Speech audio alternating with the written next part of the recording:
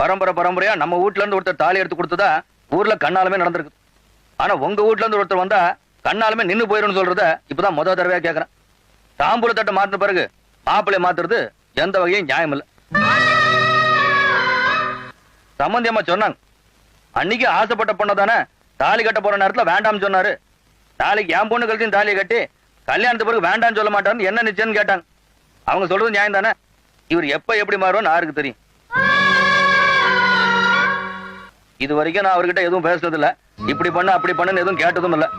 இப்ப முத முறையா அவர் ஒண்ணு கேட்க போறேன். இதையாவது பண்ண முடியுமான்னு கேட்டு சொல். என்ன செய்யணும் சொல்லுங்க. இவரால அந்த கண்ணாலுக்கு எந்த பிரச்சனையும் வராது. நீங்க பார்த்த மாப்பிள்ளையோட உங்க பொண்ணு கண்ணால் நடக்கும்னு சம்பந்தியமாட்ட வாக்கு கொடுத்துட்டேன். அந்த வாக்கை வேற காப்பாற்ற சொல். அப்படி பண்ணாத இவன் என்ற புள்ள என்ற புள்ளையா இருக்கணுமா வேண்டாமா நீயே முடிவு பண்ணிக்க.